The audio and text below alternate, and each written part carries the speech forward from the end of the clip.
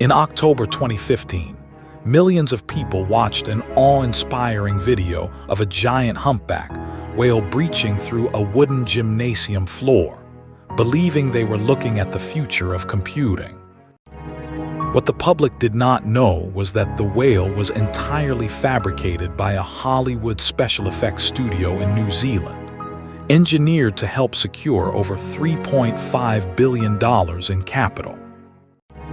How did a biomedical engineer with no working consumer prototype convince Google, Alibaba, and the smartest venture capitalists on Earth to bankroll a device his own optical engineers knew violated the laws of physics? A secretive laboratory hidden in the Florida suburbs, a refrigerator-sized optical monster that could never leave the desk, and a devastating reckoning that erased billions in investor wealth. To understand how this grand illusion conquered Silicon Valley, you have to rewind to December 2010, inside the mind of an eccentric robotics pioneer named Rony Abovitz. Abovitz was not a traditional software grifter. He was a legitimate biomedical engineering heavyweight who had co-founded Mako Surgical in 2004. Mako pioneered robotic arm technology for orthopedic knee and hip surgeries, proving that Abovitz could turn complex, precision mechanical hardware into an FDA-approved commercial empire. In December 2013, medical device giant Stryker Corporation acquired Mako Surgical for a staggering $1.65 billion in cash. That multi-billion-dollar exit gave Abovitz two things that made him extraordinarily dangerous: immense personal wealth and unshakable technical credibility among institutional investors. If a man who built robotic surgery systems told you he was building the successor to the smartphone, would you dare dismiss him as a fraud? Abovitz did not want to build another boring enterprise gadget. He wanted to create what he called cinematic reality, a technology that bypassed flat screens entirely. He incorporated Magic Leap in 2010, initially working out of a modest garage in Dania Beach, Florida, before moving into a massive former Motorola facility in Plantation. Choosing South Florida instead of Silicon Valley was a calculated strategic move that served a dual purpose. First, it isolated his engineering talent from the poaching culture of Northern California, trapping proprietary secrets behind an impenetrable wall. Second, it turned a trip to Magic Leap into an elite, quasi-religious pilgrimage for Silicon Valley executives desperate for the next major hardware platform. Every visitor, whether a Tier 1 venture capitalist or a prospective hardware lead, had to sign suffocating, multi-page non-disclosure agreements before stepping through the door. Phones were surrendered at the front desk, cameras were taped over, and armed security escorted visitors down sterile, windowless corridors. At the center of this compound sat a secure demonstration chamber, housing Magic Leap's crown jewel, an experimental optical rig codenamed the Beast. The Beast was not a pair of sleek glasses.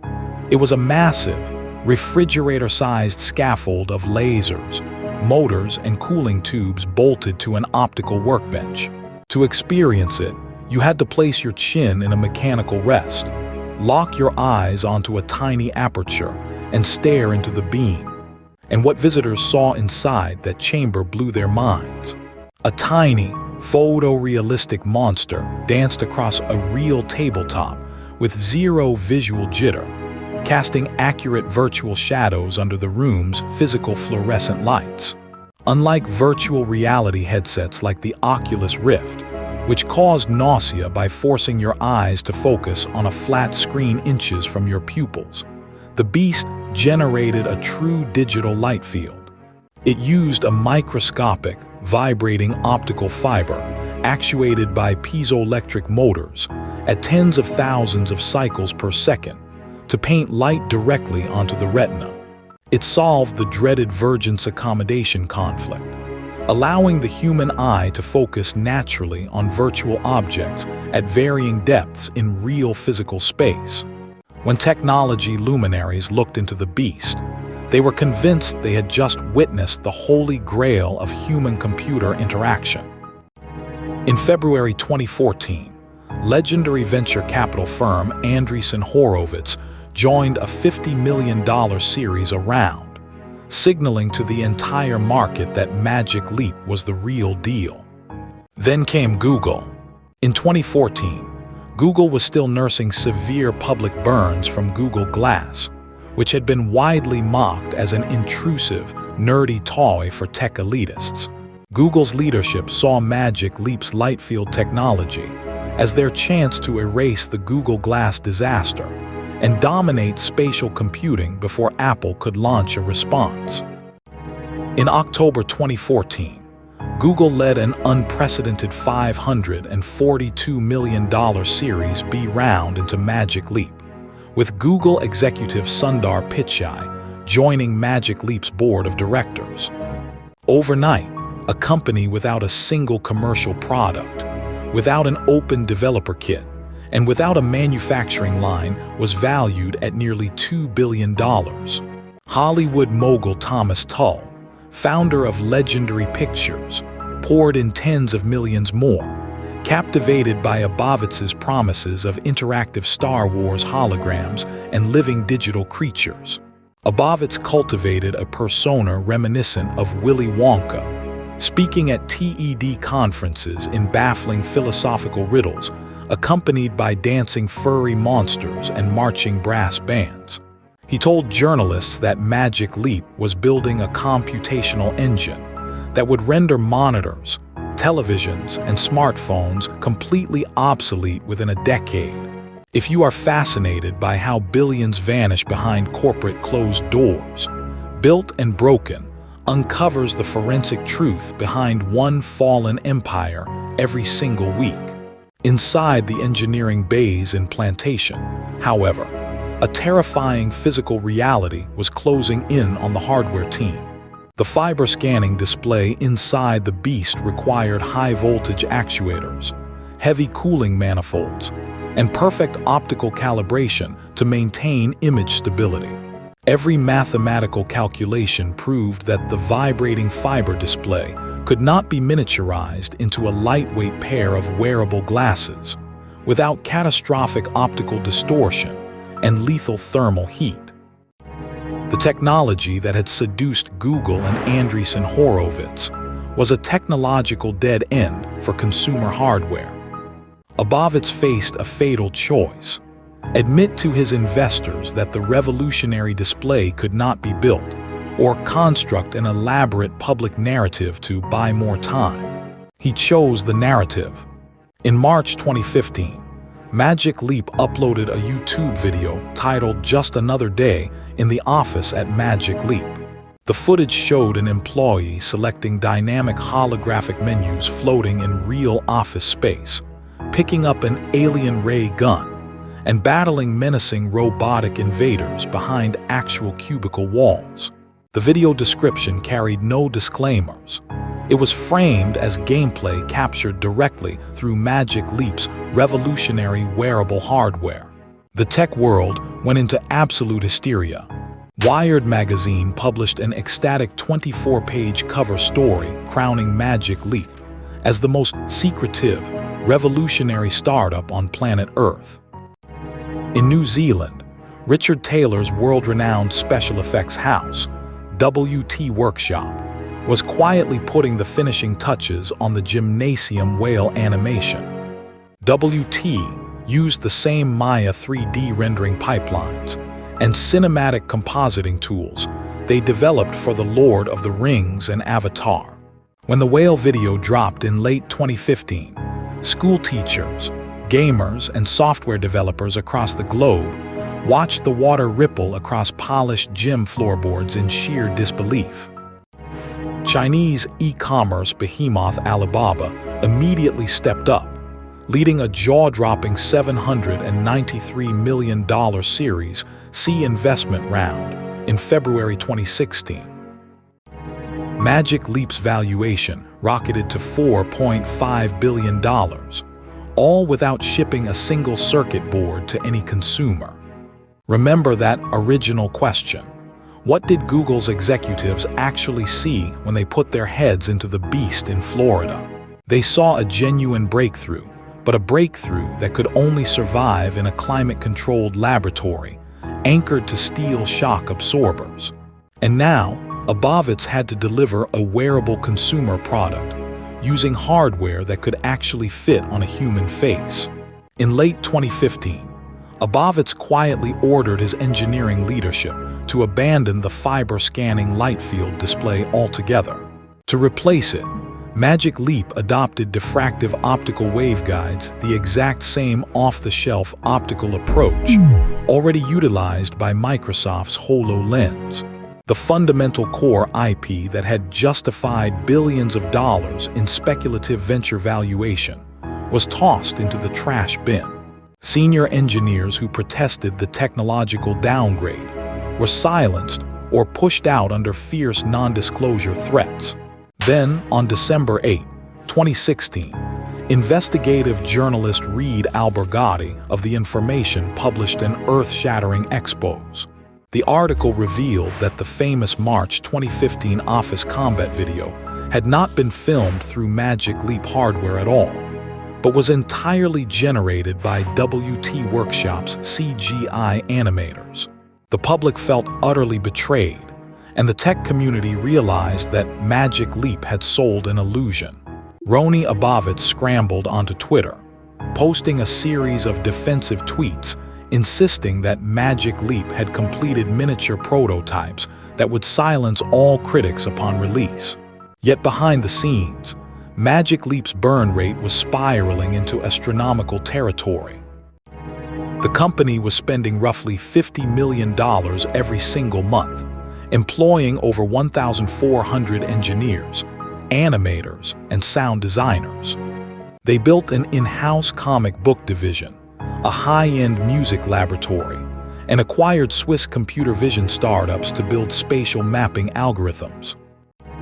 In October 2017, in a desperate bid to keep the operation afloat, Magic Leap closed an additional $502 million Series D round, led by Singapore's Temasek Holdings. In March 2018, the Public Investment Fund of Saudi Arabia injected another $461 million, giving sovereign wealth funds massive stakes in the Florida experiment. Total capital raised had now breached $2.3 billion, and investors demanded an immediate commercial hardware rollout. Finally, on August 8, 2018, 8 years after the company was founded, the Magic Leap 1 Creator Edition went on sale to the public. The price tag was an eye-watering $2,295. When reviewers and developers took it out of the box, they found a device that bore zero resemblance to the magical science fiction promised in 2015. The headset, dubbed lightware, looked like bulky, bug-eyed steampunk swimming goggles connected via a thick black tether to a hockey puck computer unit called the Light Pack clipped to your belt. The field of view was agonizingly narrow, roughly 40 degrees horizontal, meaning virtual objects were brutally clipped and sliced in half, unless you stared directly at their center. The whale was nowhere to be found. Instead, users got grainy, dim floating menus, chromatic aberration rainbow artifacts around text, and a battery that died in under 2 hours. Rony Abovitz had boldly predicted to his executive team that Magic Leap would sell 100,000 units in its first 12 months. 6 months after launch, internal sales records obtained by reporters revealed the catastrophic reality. They had sold barely 6,000 units worldwide. 6,000 units against a $3 billion capital expenditure. The unit economics were fatal. The human cost of this grand illusion fell squarely on the shoulders of the engineers and designers who had relocated their families to South Florida under false pretenses. By late 2019, Magic Leap was hemorrhaging money so fast that Abovitz had to assign the company's entire patent portfolio as collateral to J.P. Morgan Chase to secure bridge financing. Then, in March 2020, the global pandemic hit, and the venture capital spigot slammed completely shut. In April 2020, Magic Leap announced it was terminating 1,000 employees, roughly half its entire global workforce, and abandoning the consumer market forever. 1 month later, in May 2020, Rony Abovitz was formally pushed out as chief executive officer. The board brought in Peggy Johnson, a seasoned executive from Microsoft and Qualcomm, to salvage whatever scrap value remained from the $3.5 billion wreck. Johnson immediately canceled all consumer entertainment projects, shuttered the internal gaming studios, and rebranded Magic Leap as an unglamorous enterprise B2B supplier. In September 2022, they released the Magic Leap 2, targeting surgeons, defense contractors, and manufacturing plants with a starting price of $3,299. While the Magic Leap 2 was a significantly better waveguide device with dynamic dimming, the enterprise AR market was tiny, stagnant, and dominated by Microsoft's HoloLens 2 military contracts. To keep the company alive, the Public Investment Fund of Saudi Arabia poured in an additional $450 million in late 2022, taking absolute majority ownership of the company. The Florida startup that promised to spark an American technological revolution was now effectively a subsidiary of a Middle Eastern sovereign wealth fund. In October 2023, Peggy Johnson stepped down, replaced by Ross Rubin, as the company faced yet another existential reality check. In early 2024, Magic Leap laid off its remaining sales and marketing teams, abandoning hardware sales altogether to become a quiet intellectual property licensing shop. In May 2024, Google and Magic Leap announced a strategic optics partnership, the ultimate full-circle irony. 10 years after investing $542 million into Magic Leap's consumer dreams, Google was now simply licensing waveguide patents to supply its own XR hardware. As of 2026, while detailed public financial filings thin out after their complete enterprise restructuring, Magic Leap's consumer empire is definitively dead, operating in the background merely as an optical component fabricator. Apple launched its Vision Pro in 2024, Meta poured $50 billion into Reality Labs, and the spatial computing revolution moved forward, leaving Magic Leap as a forgotten cautionary footnote. So how did Rony Abovitz raise $3.5 billion for a product that could not be built?